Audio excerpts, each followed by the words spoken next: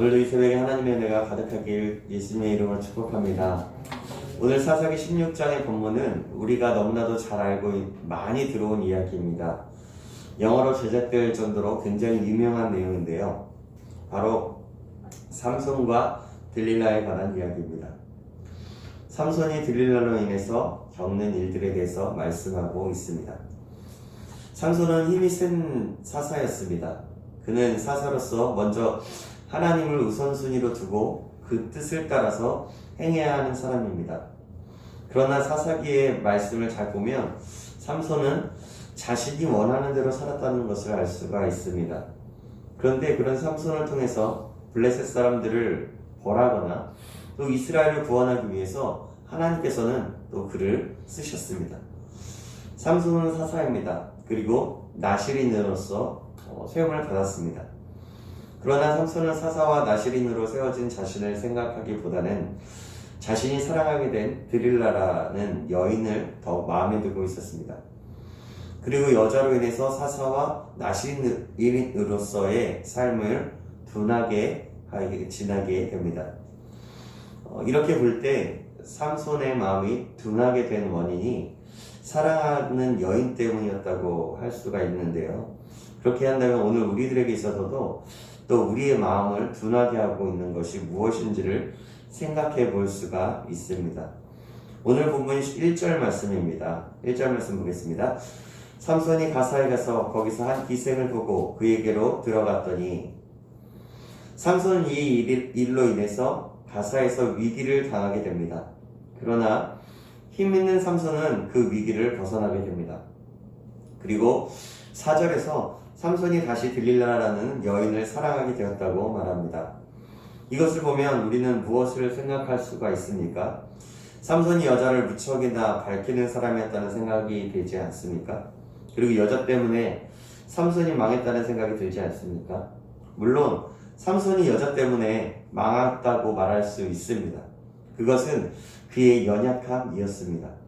그는 그래서 여자를 사랑하는 마음이 하나님을 사랑하는 마음보다 큼으로 인해서 자신이 사사이고 나실인이라는 사실을 잃어버린 채 살았습니다.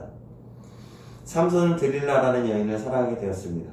그래서 그녀의 마음을 어떻게 하면 얻을까 하고 생각하면서 행동을 합니다. 이것을 알게 된 블레셋은 다시 삼손이 사랑하는 여인을 이용해서 삼손을 죽일 계획, 그 삼손을 어떻게 하면 죽일 수 있을까 하는 계획을 세웁니다. 그 계획이란 5절에서 말한 대로 삼손을 꿰어서 삼손의 큰 힘이 무엇으로 말미암아 나오는 것인지를 알아내면 은 1,100을 주겠다는 것입니다.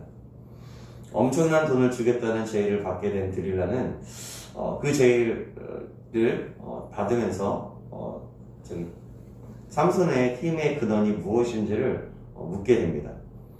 삼손은 드릴라의 물음에 처음엔 이렇게 대답합니다. 7절 말씀입니다. 삼손이 그에게 이르되 만일 마르지 아니한 새 활줄 7으로 나를 결박하면 내가 약해져서 다른 사람과 같으리라. 그러나 그것이 거짓인 것을 알게 된 드릴라는 삼손에게 나를 희롱하고 거짓말한다고 하면서 다시 진실을 말해줄 것을 요구합니다.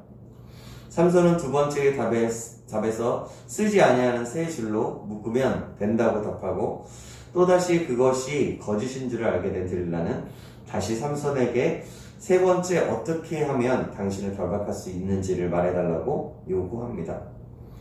삼손은 세 번째 답에서 머리털 7가닥을 배틀에 섞어 짜면 된다고 했습니다. 그러나 그것 역시 거짓인 것을 알게 된 드릴라는 15절에 이렇게 말합니다. 18절 말씀 제가 읽겠습니다. 드릴라가 삼손에게 이르되 당신의 마음이 내게 있지 아니하면서 당신이 어찌 나를 사랑한다느냐? 당신이 이로써 3번이나 나를 희롱하고 당신의 큰 힘이 무엇으로 말미암아 생기는지를 내게 말하지 아니하였도다 하며 그리고 결국 삼손은 그 드릴라의 요구대로 견디지 못하고 진실을 털어놓습니다. 17절 말씀인데요. 제가 읽겠습니다. 삼손이 진심을 드러내어 그에게 이르되 내 머리 위에는 삭도를 대지 아니하였나니 이는 내가 모태에서부터 하나님의 나실인이 되었습니다. 만일 내 머리가 밀리면 내 힘이 내게서 떠나고 나는 약해져서 다른 사람과 같으리라 하니라. 아멘. 이러한 삼손을 보면서 여러분은 뭔가 삼손이 참 답답하다는 생각이 들지 않습니까? 삼손이 드릴라가 자신을 묶을 수 있는 방법을 알려달라고 했을 때 드릴라가 그것을 물어보는 의도가 무엇인지 몰랐을까요?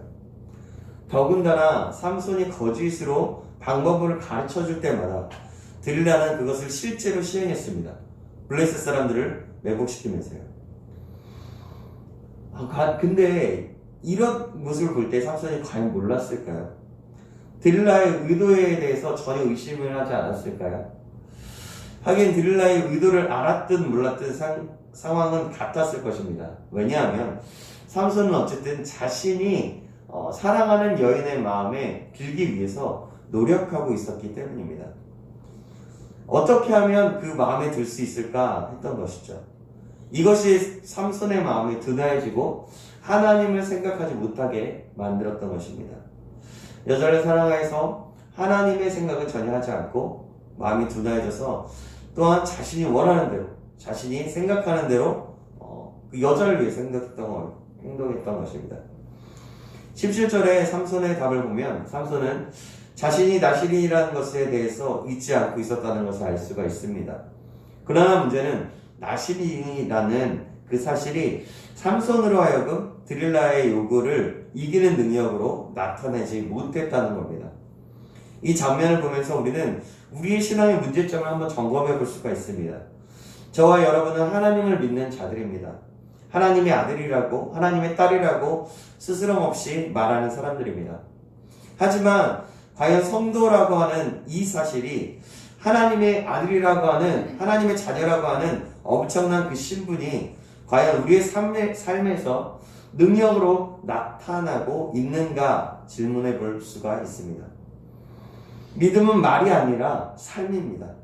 믿음은 생각과 마음으로 끝나는 것이 아니라 삶에서 능력으로 나타내어집니다. 우리가 스스로 성도라고 말한다고 해서 하나님 앞에서도 성도로 인정되어지는 것은 아닐 수 있습니다. 우리는 성도임을 확실히 알고 있습니다. 그런데 하나님의 진정한 자녀답게, 성도답게 살아가고 있느냐 말입니다. 하나님 우리를 보면서 어떻게 생각하실지 한번 생각해 보셨습니까?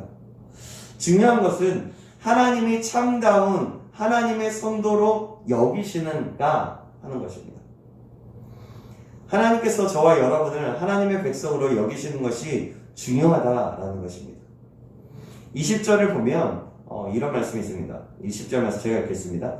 드릴라가 이르되 삼손이여 블레셋 사람이 당신에게 들이닥쳤느니라 하니 삼손이 잠을 깨며 이르기를 내가 전과 같이 나가서 몸을 떨치리라 하였으나 여호와께서 이미 자기를 떠나신 줄을 깨닫지 못하였더라. 삼손에게서 여호와가 떠났습니다. 이것이 삼손이 비참함으로 연결되어집니다. 지금껏 삼손은 힘이 있었기에 여러 위기를 위기 속에서 무사할 수 있었습니다. 그러나 여호와 하나님께서 떠난 삼손은 힘을 잃어버렸고 결국 블레셋에 의해서 비참한 일을 겪게 되었던 것입니다. 여러분, 성도의 비참함이 무엇인지 아십니까? 그것은 바로 여호와께서 떠났다는 사실입니다. 여호와의 떠나심은 곧 우리의 비참함을 나타내는 것입니다.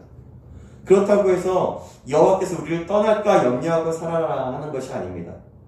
다만 삼손처럼 하나님 말고 다른 무엇인가 마음을 빼앗김으로 인해서 마음이 둔해진 상태로 하나님을 생각하지도 않고 자신이 나실인이라는 사실에 대해서도 전혀 생각하지 않고 살아가면서도 하나님이 나와 함께 하실 것이라는 생각은 하지 말아야 한다는 것입니다. 물론 구원은 하나님의 절대적인 집권 안에 있는 것입니다. 삼손은 분명 들릴라에 대한 그 마음으로 인해서 하나님에 대한 마음이 둔해진 상태였습니다. 그래서 하나님을 의식하지 않았습니다. 하나님이 세우신 사사로서의 삶보다도 나실인으로서의 삶보다도 다만 드릴라의 마음을 흡족하게 하기 위해서 나실이라는 것조차도 외면해 버린 것입니다. 삼손의 마음은 여자에게 있었습니다. 그렇다면 우리의 마음은 무엇에 있습니까? 굳이 여자에게 마음이 있다고 하지 않아도 저와 여러분의 마음에 빼앗기는 저희들의 마음을 빼앗는 무언가가 있을 것입니다. 만약 여러분의 삶의 즐거움이 생활의 풍요로움에 있다면 생활의 풍요에 마음을 빼앗겼다고 볼 수밖에 없습니다. 우리는 하나님을 믿으면서도 마음은 세상에 나뉘어진 채 살아가고 있습니다. 세상의 것으로 즐거워하고 세상의 것으로 염려하며 살아갑니다. 이것으로 우리는 마음이 둔해지고 또 눈이 어두워진 채 살아가는지도 모르겠습니다. 세상을 살아가면서 우리가 잊어서는 안 될 것은 우리 자신이 하나님을 믿는 자라는 것입니다. 즉, 나는 성도다, 나는 하나님의 자녀다 라는 것에 대해서 잊어서는 안 됩니다. 이 말은 곧 어떤 상황과 형편에서든지 성도로서 행동해야 한다는 것입니다. 그런데 성도가 세상의 일로 인해서 마음이 둔하여지고 결국 자신이 누구인가를 잊어버리게 된다면 어떻게 되겠냐는 말입니다.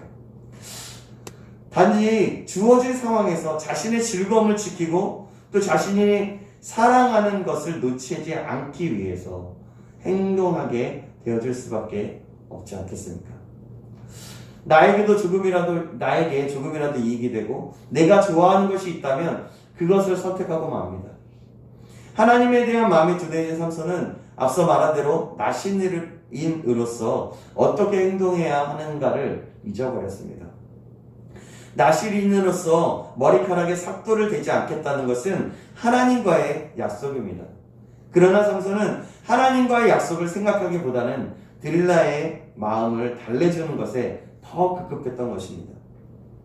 하나님을 사랑한다는 것을 증거하기보다는 들릴라라는 여인에게 내가 당신을 사랑한다는 사실을 증명하기 위해서 급급했던 것입니다.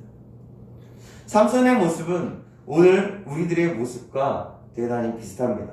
굉장히 비슷합니다. 하나님에 대해서는 둔한 마음으로, 세상에 대해서는 예민한 마음으로 살아가는 경우가 얼마나 많은지 모르겠습니다. 들릴라가 삼손을 비참함으로 몰아가고는 그 덫이었음에도 들릴라를 자신의 덫으로 보지 않는 것처럼 세상이 우리를 비참함으로 몰아가고 있는 덫인데도 우리는 세상을 덫으로 보지 않고 산다는 것입니다. 우리의 불행은요, 우리의 자신의 마음의 둔함을 모른다는 것입니다.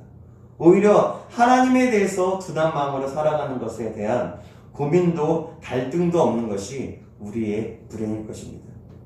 어쩌면 우리는 하나님에 대해서 둔한 마음으로 살아가는 것을 당연하게 여기는지도 모르겠습니다. 우리가 두려워해야 할 것은 바로 이것입니다. 하나님을 잊은 채 둔해져서 살아가면서도 고민도 갈등도 하지 않는 것에 대해서 두려워해야 합니다. 우리가 자신의 신앙에 대해서 끊임없이 스스로 점검해야 하는 이유가 바로 이것입니다. 우리가 자신의 신앙을 점검하려고 하지 않는다면 그런 것 자체가 이미 그 마음이 둔하여졌다라는 것이 아니겠습니까? 우리는 삼손처럼 나실인으로서 구별된 성도로 부르심을 받았습니다. 그런데 문제는 우리가 삼손처럼 자신을 나실인으로서 세우신 하나님에 대해서 관심이 없는 경우가 많다는 거죠. 하나님을 찾고 하나님의 어떻게 하면 될까? 우리 나름대로는 노력하지만 그 본질 자체, 하나님 본질 자체를 알아가고자 하는 그 마음, 또 내가 정말 진짜 하나님으로부터 부르심을 받은 나실인인지 생각하지 못하는 경우가 있다는 거죠. 하나님이 저와 여러분을 하나님의 백성으로 세상에 보내셨다면 분명 하나님이 원하시는 뜻이 있을 것입니다. 하나님의 자녀로 살게 하심으로써 하시고자 하는 그 하나님의 일이 분명히 있을 것이라는 거죠. 따라서 진심으로 하나님을 마음에 두고 살아가는 자라면 하나님이 기뻐하시는 일에 마음을 두고 사는 것이 당연합니다. 어떤 일이든지 어떻게 하는 것이 하나님의 자녀다운 삶인가, 또 하나님이 기뻐하시는 삶인가 생각하는 것이 하나님께 마음을 든 모습이 아니겠습니까? 삼손은 들릴라라는 여인에게 마음이 사로잡혔습니다. 그로 인해서 마음이 둔해지고 나신일인으로서 살아가야 할 자신의 존재성을 생각하지 못하게 되었습니다. 오늘을 사는 우리들의 마음에 들릴라와 같은 것은 무엇입니까? 우리가 우리의 삶 속에 하나님보다 더 생각하고 즐기려고 하는 것, 그것이 바로 들릴라와 같은 우상이라고 말할 수 있을 것입니다. 신앙이란 그리스도의 은혜를 말하고 생각하는 것이 전부가 아닙니다. 천국을 기대하는 것이 오늘의 삶에서 보여져야 하고, 또 그리스도의 은혜를 마음에 두고 있는 것이 오늘의 삶에서 보여지고 나타내져야 한다는 것입니다. 그것으로 우리의 믿음이 참으로 드러나게 되는 것입니다. 우리 모두가 이 사실을 기억하시기를 주님의 이름으로 축복합니다. 삼손은 들릴라에게 자신의 비밀을 말해줌으로써 하나님이 떠나가게 되고 또 그것으로 힘을 잃게 됩니다. 그리고 블레셋 사람들에게 끌려가서 눈이 뽑히게 되고 큰 맷돌을 끌게 되는 비참함에 이르게 됩니다. 그리고 블레셋 사람들은 삼손을 비웃을 뿐만 아니라 자신들의 신이 이겼다라고 하면서 기뻐합니다. 그런데 그 가운데서도 삼손은 다시금 하나님을 찾습니다. 28절 말씀인데요. 제가 읽겠습니다. 삼손이 여호와께 부르짖어 이르되 주 여호와여 구하옵나니 나를 생각하옵소서. 하나님이여 구하옵나니 이번만 나를 강하게 하사 나의 두 눈을 뺀 블레셋 사람에게 원수를 단번에 갚게 하옵소서 하고. 그런데 여기서 하나님을 부르짖는 모습이 하나님의 영광을 위해서라기보다는 이번만 나를 강하게 하사 나의 두 눈을 뺀 블레셋 사람들의 원수를 갚게 해달라고 합니다. 마치 자신의 원수를 갚기 위한 기도 같습니다. 물론 하나님께서는 이 기도를 들으시고 삼손에게 새 힘을 주셔서 기둥을 무너뜨려 살면서 죽였던 블레셋 사람들보다 더 많은 사람을 죽이게 하십니다. 이것 또한 하나님의 일하심이었고 하나님의 역사심이었고 하나님께서 삼손을 사용하셨던 것입니다. 사랑하는 여러분, 우리는 여기서 무엇을 배웁니까? 하나님보다 더 사랑하는 것이 있다면 그것으로 인해서 우리의 마음이 둔감해지고 결국에는 하나님을 잃어버리게 되고 우리의 삶과 우리 모든 것이 망하게 될 수 있다는 것입니다. 하나님보다 더 사랑하는 것이 있다면 그것은 우상숭배입니다. 삼손을 하나님보다 들릴라를 더 사랑하여 삼손이 하나님보다 들릴라를 더 사랑해서 비참하게 끌려가서 결국에는 블레셋 사람들과 함께 죽게 되는 것을 우리는 보게 됩니다. 물론 삼손이 마지막에 하나님께 간구함으로 하나님께서 그것을 통하여서 하나님의 일을 이루셨습니다. 아까도 말씀드렸지만 하나님께서는 그것조차도 쓰셨다는 것입니다. 사랑하는 여러분, 오늘 말씀으로 기록함으로 하나님보다 더 사랑하는 것을 내려놓고 하나님만을 더욱더 바라보는 저와 여러분 되길 주님의 이름으로 축복합니다. 그래서 이 세상에서 우리를 나시인으로서 부르셨다는 것을 잊지 않고 하나님의 뜻은 무엇일까? 하나님의 자녀다운 삶은 무엇일까? 생각하면서 하나님의 기쁨이 되는 삶은 무엇일까? 그런 행동과 생각은 무엇일까? 생각하며 하나님의 말씀을 이루는 삶을 사는 저와 여러분 되시길 주님의 이름으로 축원합니다. 아멘. 기도하겠습니다. 하나님 아버지, 오늘 본문을 통해서 깨닫게 하심을 감사합니다. 하나님께서는 삼손을 나실인으로서 세우신 것처럼 우리도 하나님의 자녀인과 동시에 이 시대의 나실인으로서 세우셨습니다. 우리가 이 사실을 기억함으로 하나님의 기쁨이 되고 하나님께서 원하시는 일이 무엇인지 깨달아 알고 그 뜻대로 살아갈 수 있도록 인도하여 주시옵소서. 하나님보다 더 사랑한 것이 있었다면 모두 내려놓고 하나님만을 사랑하게 하여 주시옵소서. 살아계신 예수 그리스도의 이름으로 기도합나이다. 아멘.